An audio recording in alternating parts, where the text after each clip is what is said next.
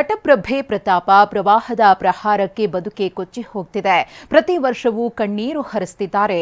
ಸಂತ್ರಸ್ತರ ಕರುಣಾಜನಕ ಕಥೆ ಕರುಳು ಹಿಂಡುವಂತಿದೆ.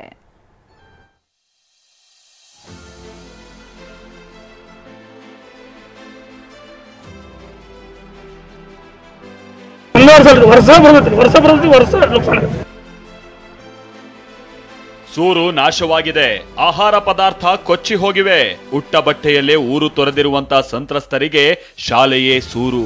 ಪುಟ್ಟ ಮಕ್ಕಳನ್ನ ಕಟ್ಕೊಂಡು ಕಾಳಜಿ ಕೇಂದ್ರದಲ್ಲಿ ಕಾಲ ಕಳೀತಾ ಇದ್ದಾರೆ.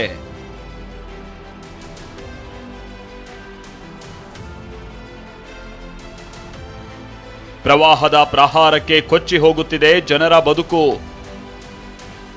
ಸಚಿವರ ಎದುರು ಗೋಳಾಟ, ಕಾಳಜಿ ಕೇಂದ್ರದಲ್ಲಿ ಒದ್ದಾಟ.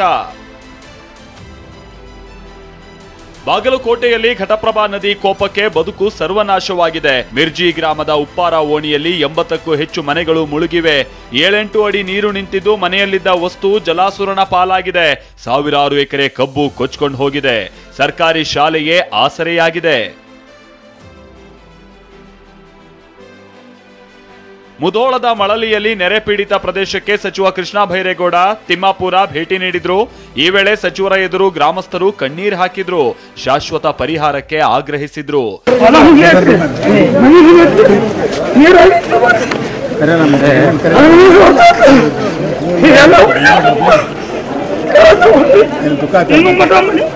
ಮನಿ ಬಿಟ್ಟು ಹೋಗಿಲ್ಲ. ಕೈ ಮುಗಿತು ಸರ್. ಸರ್ ನಮ್ಮ ಊರಿಗೆ ಬಂದಾರ ಸರ್. ಮುಧೋಳ ಕಾಳಜಿ ಕೇಂದ್ರದಲ್ಲಿ ಶಾಶ್ವತ ನೆಲೆಗಾಗಿ ಸಂತ್ರಸ್ತ ಮಹಿಳೆಯರು ಕಣ್ಣೀರು ಹಾಕ್ತಾ ಇದ್ರು. ಈ ವೇಳೆ ಸಚಿವ ಆರ್.ಬಿ. ತಿಮ್ಮಾಪುರ ಅಚ್ಚರಿಯ ಮಾತನಾಡಿದ್ರು.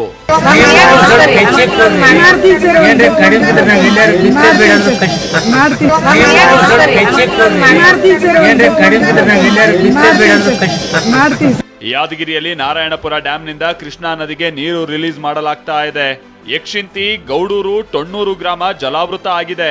ಸಾವಿರಾರು ಎಕರೆಯಲ್ಲಿ ಬೆಳೆದಿದ್ದ ಬೆಳೆ ಜಲಾಹುತಿಯಾಗಿದೆ.